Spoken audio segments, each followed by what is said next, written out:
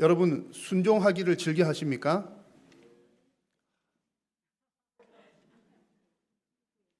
제가 볼 때 우리 이병구 장로님이 최고십니다.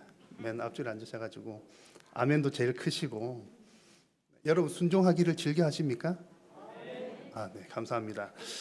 여러분 우리 교회 오래 다니시는 분들은 정말 익숙한 말이 순종이라는 말이지 않습니까? 그런데 제가 여러분에게 첫 번째 질문했을 때 여러분들의 마음이 본심인 거예요. 아멘 소리가 적었거든요. 요즘 시대 분위기가 그렇다는 얘기입니다.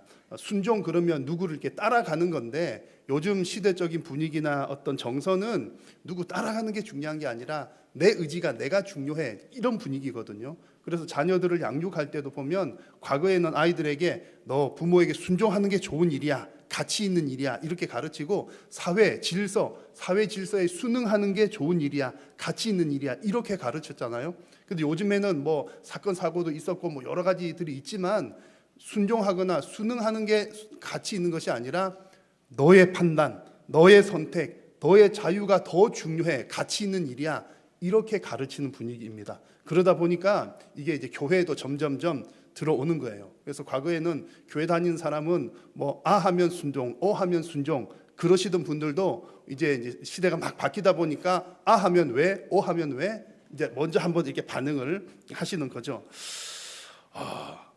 그래서 이제 교회 안에서 너무 익숙했던 순종이 조금 사라져가는 느낌들이 있습니다. 근데 그런 분위기들을, 흐름들은 괜찮겠습니다만 종종 간혹 순종에 대해서 오해를 하는 분들이 계십니다. 그래서 이 부분은 좀 바로 잡혀야 되겠다는 생각이 듭니다. 어떻게 오해를 하시냐면, 교회에서 순종하라 이렇게 가르치는 것을 우리의 자유를 억압하고 구속하는 것이 아닌가, 이렇게 보는 입장들입니다. 여러분 잘 아시겠지만 하나님께서 성도에게 순종하라는 말씀은 우리를 구속하거나 억압하거나 자유를 빼앗아 가기 위함이 아니라 오히려 성도의 인생을 더욱더 복되게 하는 통로인 줄로 믿습니다. 그래서 오늘 하나님께서 주시는 말씀을 통해서 하나님께서 순종하라고 하는 것이 이런 의도가 있구나 하는 하나님의 마음을 함께 읽는 시간이 되기를 바라고, 하나님의 뜻대로 순종하는 복된 인생이 될 수 있기를 바랍니다.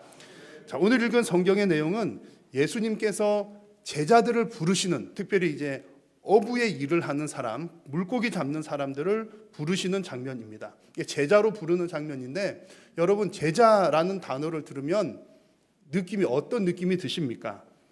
1번 부담스럽다, 2번 부담스럽다. 아마 1번 아니면 2번 중에 하나 있을 것 같습니다. 물론 이제 아마 어떤 분들은 그래 나는 예수님의 제자야 그러면서 제자 그러면 뿌듯한 마음이 올라오는 분들도 계시겠지만, 아마 대부분은 제자 그러면 부담스러우실 것 같아요. 왜냐하면 예수님의 제자들이 어떤 일을 했는지를 보면 보통 일이 아니거든요. 예수님의 제자들은 오늘 설교하기 전에 여러분 내용은 다 알고 계시잖아요. 자기의 생업을 다 내려놓고 예수님을 따랐던 사람들입니다. 쉽게 말하면 다니던 직장 다 그만두고 하던 사업 다 접고 예수님 따라다녔다, 그런 얘기입니다. 보통 일이 아니죠.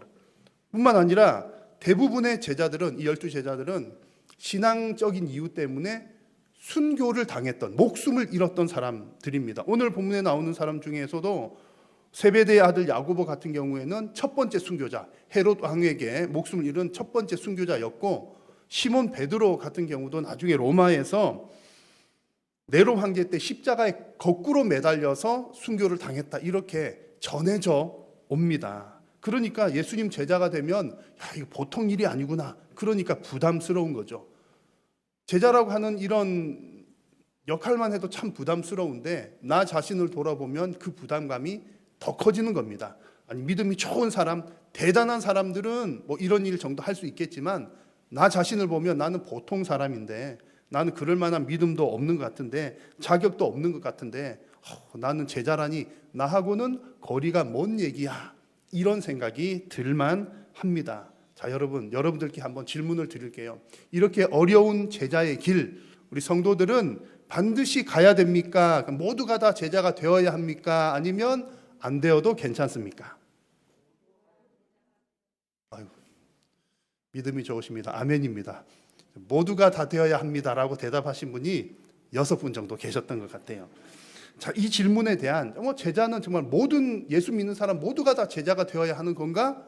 아니면 그렇지 않은가? 이 질문에 대한 반가운 소식과 여전히 반가운 대답과 여전히 부담스러운 대답을 여러분에게 한번 드리겠습니다. 먼저 반가운 대답은요. 다행스럽게도 예수님의 12제자는 몇 명이었죠? 12명밖에 없었던 거예요. 그러니까 그렇게 빡세게 훈련했던 사람이 엄청 많지는 않았구나. 그러니까 예수님께서 모든 사람을 이 12제자처럼 이렇게 양육하진 않으셨구나 하는 게 우리에게는 좀 안도의 한숨이 됩니다. 시간과 환경의 제약상 여러 가지 어려움들이 있었겠지만 여튼 예수님의 제자라고 하는 그 라인업들을 쭉 보면 좀 몇 가지 단계들이 있었던 것 같아요. 그래서 제일 먼저는 가장 가까이에서 또 생활하고 먹고 마시고 자고 함께 했던 12명의 제자가 있었는가 하면 또 성경 보니까 예수님께서 이렇게 둘씩 짝지어 보내셨던 70인 제자 그룹도 있었습니다. 그리고 마태복음 말씀을 보면 예수님께서 말씀을 마치고 올 때에 이제 예수님을 믿고 따르는 수많은 무리라고 하는 표현들도 있습니다. 이것이 어떤 단계다라고 하기보다는 12그룹에 속한 사람도 있었고 70인 그룹도 있었고 또 수많은 무리들도 있었구나 그런 얘기입니다. 이 얘기는 무슨 얘기냐면 12제자 안에 꼭 들지는 않더라도 하나님의 백성은 백성이로구나 그런 뜻이 되는 거죠. 그러니까 참 다행입니다. 그래 나는 12명 안에 안 든 게 천만다행이야. 그래도 나는 하나님의 백성이고 천국 백성이니 참 다행이로구나. 아마 그런 안도의 한숨을 쉬실지도 모르겠습니다. 하지만 오늘 말씀을 보시면 여전히 사실은 우리에게 제자라고 하는 말은 부담스러운 얘기입니다. 왜냐하면 예수님은 여전히 지금도 여러분 모두를 향해서 제자로 부르고 계시기 때문입니다. 오늘 말씀의 16절을 보시면 예수님께서 누구를 제자로 불러드리는지를 보십시오.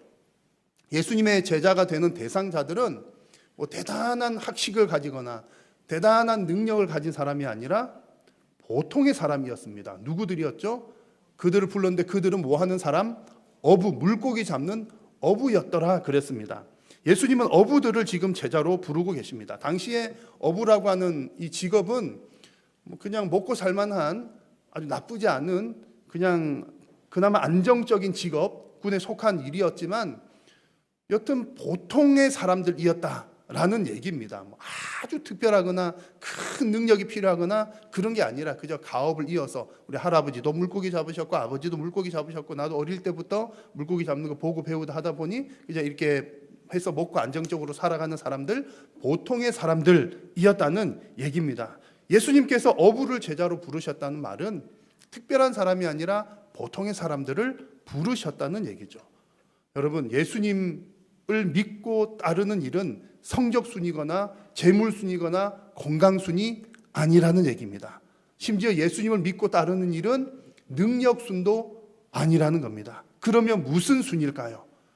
예수님의 제자가 되는 순서는 예수님께서 우리를 부르시는 순서입니다. 하나님께서 부르시는 순서입니다. 능력에 따라 뭐에 따라 부르시는 것이 아니라 우리가 알 수 없는 하나님의 뜻을 따라 부르실 때에 우리는 구경꾼이 아니라 하나님께서 맡겨주신 일을 따라 하는 겁니다. 여러분 다시 한번 말씀드립니다. 제자는 능력순이 아니라 부르시는 순서입니다. 그러므로 우리 성도들은요, 내가 부담스럽고 안 부담스럽고는 둘째의 일이고 하나님께서 나를 부르시는지 아니하시는지 혹은 어떤 일로 부르시는지를 늘 귀를 기울이고 있어야 합니다. 하나님께서 여러분을 부르실 때 아멘으로 화답하시기를 축복합니다. 아멘입니다. 참 부담스러운 일이죠. 부담스러운 일이긴 한데 그래도 우리가 하나님 부르실 때 아멘하면 놀라운 일이 일어납니다. 오늘 성경에서 그 부분들 한번 발견해 볼 텐데요. 오늘 읽은 본문은 마가복음을 읽었습니다. 근데 마가복음 내용은 너무 짧게 기술이 되어 있어요. 예수님께서 그 어부들을 부르시니 그들이 그물도 다 내버려 두고 따라갔더라. 이 내용밖에 없습니다. 부르시니 따라갔더라. 이것만 보면 잘 이해가 안 돼요. 아니 아무리 그래도 그러지 한 번 부르셨다고 그물 다 내버려 두고, 그물을 내버려 뒀단 말은 다니던 직장 그만두고 하던 사업 다 그만두고 예수님 따랐다 그런 얘기거든요. 쉬운 일 아니잖아요. 내 부모님이 있고 형제 자매 가족이 있는데 다 내버려 두고 예수님 따랐더라, 보통 일 아니거든요. 근데 마가복음에는 부르시니 따랐더라 이렇게 되어 있습니다. 이것만 보면 잘 이해가 되지 않는데 누가복음 본문을 한번 살펴보려고 합니다. 같은 내용을 다룬 누가복음을 보면 조금 더 자세하게 기록을 하고 있어서 당시의 분위기를 더 정확하게 알 수가 있습니다. 누가복음을 보면 예수님께서 베드로를 부르시기 전에 이미 예수님께서 사람들에게 하나님 나라를 가르치고 계셨습니다. 예수님은 베드로의 배를 빌려서 배 위에서 해변가에 있는 사람들 가르치시고, 베드로는 해변가에서 그물을 정리를 하고 있는 그런 상황이었습니다. 밤새 물고기 허탕치고 와서 물고기는 못 잡았는데 이제 마무리하고 들어가려고 그물을 손질하고 있는 그런 시간이었죠. 그때 말씀을 예수님께서 가르치는 말씀을 마치신 후에 베드로에게 이런 얘기합니다. 말씀을 마치시고 시몬에게 이르시되, 잘 아는 내용이죠. 어디로 가서? 깊은 데로 가서 그물을 내려 고기를 잡으라, 이런 얘기를 하시는 거예요. 깊은 데로 가서 고기를 잡으라. 근데 여러분, 이것도 이해가 잘 안 되죠. 성경은 이해가 안 되는 게 많습니다. 그런데 알고 보면 놀라운 일이죠. 목수이신 예수님께서 물고기 전문가 어부인 베드로에게 저 깊은 데로 가서 그물을 던져보라 그럽니다. 갈릴리 바다의 특징은 왜 물고기도 야행성, 주행성 그런 거가 뭐 있나 봅니다. 그래서 갈릴리 바다 같은 경우는 밤에 물고기가 더 잘 잡힌대요. 근데 베드로는 밤새 다 못 잡고 들어왔는데 예수님께서 다시 나가서 그물을 던져보라, 이렇게 얘기를 하는 겁니다. 게다가 그물까지 다 정리하는 상황인 거죠. 근데 이때 베드로의 대답이 더 놀랍습니다. 베드로가 뭐라고 대답합니까? 우리가 밤새도록 수고했지만 잡은 것이 없습니다. 그러나 예수님께서 말씀하시니 그 말씀을 따라 제가 그물을 던지러 가겠습니다, 이렇게 대답하는 겁니다. 여러분, 이 상황도 사실 이해가 잘 안 됩니다. 물고기 잡는 전문가인 베드로인데 목수인 예수님이 저기 한번 던져봐 했다고 한번 던져보겠습니다 하는 상황이 사실은 이해가 잘 안 되는 거죠. 그런데 지금 그 앞에 상황들을 잘 살펴보면 그래서 베드로가 이렇게 움직였구나 하는 것을 알 수가 있습니다. 지금 베드로에게 예수님 말씀하시기 전에 예수님이 뭐 하고 계셨다고 했죠? 사람들에게 하나님 나라를 가르치고 계셨습니다. 하나님 말씀을 가르치셨다는 거죠. 베드로는 아마도 이렇게 그물을 손질하면서 예수님께서 하시는 말씀을 들었던 겁니다. 그 말씀이 베드로에게 감동을 주었을 거고, 뭐 큰 믿음까지는 아닐지 모르지만 예수님 말씀 들으면서 저분이 가르치시는 것이 보통이 아니로구나, 뭔가가 있구나, 하나님 나라, 그래 어쩌면 구약 선지자들이 예언했던 그 메시아가 저분일지도 모르겠어, 그런 작은 믿음이 베드로 가운데 생겼을 겁니다. 그러니까 어느 정도 지금 마음이 열린 상태였다는 거죠. 그래서 평소 자신의 경험에 의하면 내가 경험적으로 볼 때는 지금 그물 던질 때가 아니지만 범상치 않나 보이는 저분이 한번 던지라고 해보니까 그래 뭐 한번 어찌 될지 모르지만 한번 해보기나 해보자, 그렇게 대단한 믿음으로 순종한 것이 아니라 일단 한번 해보자, 일단 한번 순종을 하는 그런 상황인 겁니다. 그랬더니 어떤 일이 일어납니까?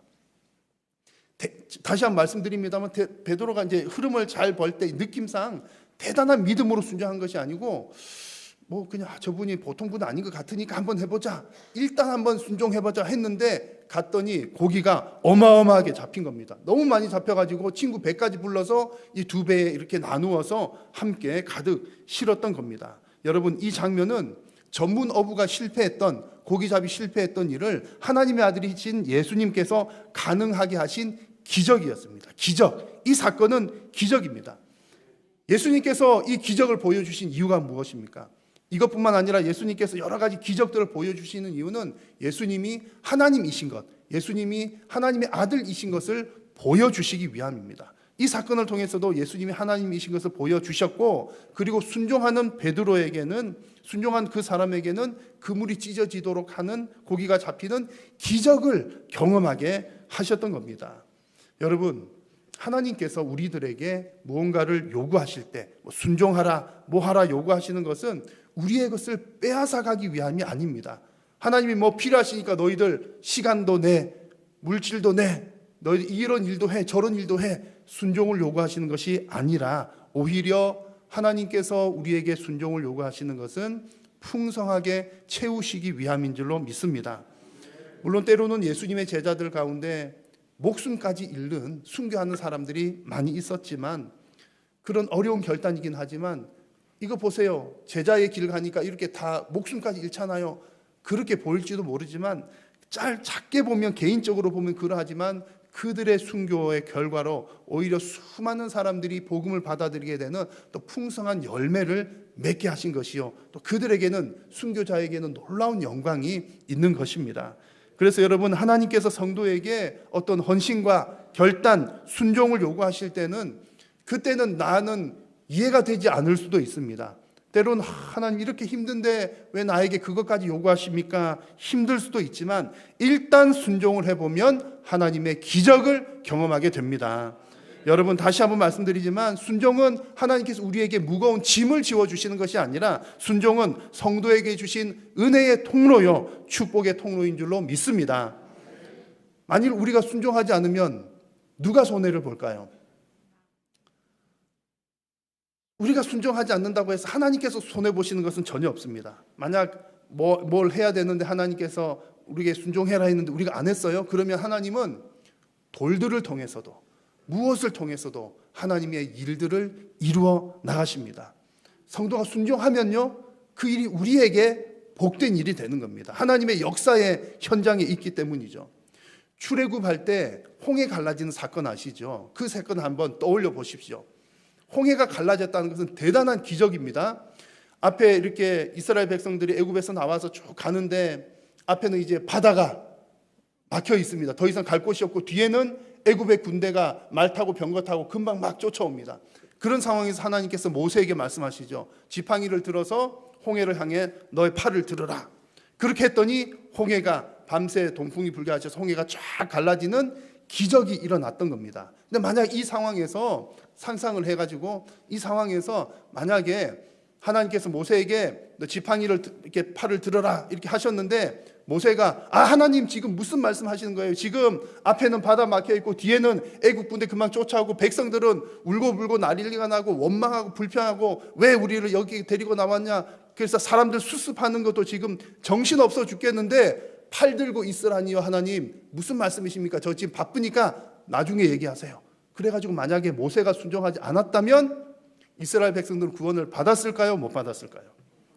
그래도 받았을 겁니다. 왜냐하면 구원하시는 것이 하나님의 뜻이거든요. 하나님께서 구원하시는 방법은 꼭 홍해뿐만이 아닙니다. 온갖 무슨 방법을 통해서든 하나님은 일을 하십니다. 모세 아니면 딴 사람을 통해서 홍해를 가르시든지 팔 안 들어도 가르시든지 하나님은 어떤 방법으로든 뜻을 이루십니다. 다만 그렇게 순종하지 않았다면 모세는 하나님의 그 기적을 경험할 수 없는 거죠. 만약 모세가 하지 않고 누구 다른 옆에 있던 오개강 목사가 팔을 들었다 그런 경험을 했으면 그 기적은 제가 경험한 저에게 큰 은혜가 되는 것이요, 모세는 그렇잖아요. 그런 상황인 겁니다. 여러분, 순종은 우리의 인생 가운데 하나님께서 주시는 큰 기적의 통로입니다. 그래서 하나님의 말씀에 순종하심으로 날마다 기적을 체험하시는 성도님들 되시기를 축복합니다. 지금 예수님께서 베드로에게 이제 물고기 잡는 기적을 주셨잖아요. 물고기를 한가득 잡는 것만 해도 대단한 기적이긴 한데 사실 더 중요한 기적이 있습니다. 이제 그 얘기를 드리려고 하는 겁니다. 더 큰 기적, 더 중요한 기적은 베드로의 마음이, 심령이 변화되는 사건이었습니다. 아마 여러분 이거 다 공감을 하실 텐데 환경의 변화가 중요합니까? 마음의 변화가 중요합니까? 마음의 변화가 더 중요합니다. 쉬운 예로 이제 공부하는 자녀를 둔 부모님들은 다 내 자식들 공부 잘 하기를 원하잖아요. 근데 애들이 공부를 잘 하려면 제일 중요한 게 뭡니까? 공부하려고 하는 마음이 있어야 되는 거예요. 그래서 동기부여가 중요한 겁니다. 좋은 책상도 필요하고 좋은 학원도 필요하지만 공부할 마음이 전혀 없으면 좋은 학원, 좋은 책상, 좋은 볼펜 다 무용지물이죠. 하지만 공부할 마음만 충만하게 있으면 책상이 없으면 바닥에 엎드려 공부하고 학원이 없으면 독학하고 볼펜 없으면 연필 쓰고 연필 없으면 옛날에 숯 해서라도 이렇게 쓰고 그것도 없으면 흙바닥에 해서라도 여러분 지금 우리 어르신들 중에 그렇게 공부하시고 그렇게 하셔서 자수성가하신 분들이 얼마나 많이 있습니까? 마음이 더 중요하다는 얘기죠. 그리고 마음이 변화되는 게 더 큰 복이라는 얘기입니다. 신앙생활에서도 마찬가지입니다. 환경의 변화보다 심령의 변화가 더 큰 기적이요, 더 큰 복입니다. 그래서 그런 의미에서 볼 때 지금 베드로가 그물이 찢어지도록 물고기 많이 잡은 것, 이것도 참 놀라운 기적이긴 하지만 사실은 이것은 작은 기적에 불과한 것이고, 더 큰 기적은 시몬 베드로의 마음이 변화된 사건이었습니다. 어떻게 변화되는지 한번 보실까요? 물고기에 가득 잡히는 광경을 보고 난 다음에 베드로가 예수님 앞에 보인 반응입니다. 같이 한번 읽어보겠습니다. 시몬 베드로가 이를 보고 예수의 무릎 아래에 엎드려 이르되 주여 나를 떠나소서 나는 죄인이로소이다 하니 아멘. 여러분, 이 내용도 잘 알고 계실 겁니다. 그런데 지금 요즘 말로 갑자기 분위기가 이렇게 되는 거예요. 갑자기, 아니 이거 뭐야, 지금 이게 분위기가 좀 다른 얘기를 지금 베드로가 하고 있는 겁니다. 지금 상상을 해보십시오. 물고기 많이 잡혔습니다. 배가 막 입에 양쪽 배 다 가득 실었어요. 그러면 베드로가 뭐 해야 되겠습니까? 얼씨구나 동시도 춤을 춰야죠. 춤을 추고, 아 오늘 이렇게 고기 많이 잡았으니까 오늘 횡재했구나, 복 받았구나, 한 일주일 일 안 해도 되겠구나, 뭐 어쨌든 기뻐해야 될 그런 상황입니다. 그런데 지금 베드로의 반응은요, 아마 펑펑 울었을 것 같아요. 펑펑 울면서 예수님 앞에 엎드려가지고 예수님 저를 떠나십시오. 저는 죄인입니다. 왜 갑작스럽게 이런 반응을 보입니까? 베드로의 마음이 은혜 받았다는 얘기고 마음이 변화가 되었다는 얘기입니다. 어떻게 변화됩니까? 물고기 잡는 이 기적을 통해서 물고기 잡은 그 기쁨보다 더 큰 마음의 변화는, 이 기적을 보면서 내가 아까 말씀 들을 때도 그랬지만 정말 이 예수라고 하는 예수 선생이 정말 하나님의 아들이 맞구나, 이 예수 선생이 하나님이시구나, 그리고 나는 그분 앞에서 정말 고개조차 들 수 없는 죄인이로구나, 하나님을 깨닫게 되고 자기 자신의 죄악된 본성을 깨달았다는 얘기입니다. 그래서 여러분, 순종은 기적을 낳았고요, 그 기적은 그 내면의 변화를 일으켰습니다. 여러분, 우리가 순종하는 것은 환경만 바꾸는 것이 아니라 사람의 마음도 바꾸게 되는 줄로 믿습니다. 그래서 하나님께서 우리 성도들에게 기적을 보여주시는 이유가 바로 여기에 있습니다. 너희들 환경 바뀐 것만 기뻐할 것이 아니라, 또 환경 바뀐 것만 바라볼 것이 아니라 너의 마음이 바뀐 것 기뻐하고 마음이 변화되는 것을 기대하라는 그런 말씀입니다. 여러분, 하나님께서 여러분의 인생 가운데 어떤 기적을 보여주셨습니까? 제가 생각할 때 정말 예수님 믿는 사람이라면 최소한 못해도 인생에 몇 손가락 몇 번 이상은 기적을 체험하셨을 가능성이 99%입니다. 뭐 이 기적이라고 하는 게 뭐 홍해 짠 갈라지고 뭐 내가 죽을 병에 걸렸다가 살아나고 이 정도까지 아니지만 그런 분들도 많이 계시기도 하고요. 그 정도는 아니다 하더라도 내가 생각할 때 이거 안 될 일인데, 불가능한 일인데 이 일이 어떻게 됐지? 이거 분명히 이거 안 될 사건인데, 하나님께서 도와주셨구나. 여러분, 그런 경험들 다 있으시죠? 인생에 예수님 믿는 사람들은 거의 99.9%라고 해도 과언이 아닙니다. 적어도 인생에 몇 번 이상은 하나님 살아계시구나, 지금 내 인생에 이렇게 개입해 주셨구나, 경험들이 있으실 겁니다. 그것이 바로 기적인 거죠. 여러분들에게 그런 기적이 있으셨을 때 여러분, 그 다음 여러분 어떤 변화가 있었습니까? 하나님께서는 성도가 순종할 때 기적을 보여주시는데, 그 기적을 통해서 환경만 바뀌기를 원하시는 것이 아니라 여러분들의 심령이 변화되기를 원하시는 분이십니다. 왜냐하면 환경 바뀌는 것은 오래 못 가거든요. 좋아진 환경도 조금만 지나면 감동이 사라집니다. 그리고 변화된 환경도 조금만 지나면 익숙해져 가지고 전에 어떤 거였지 구분이 안 갑니다.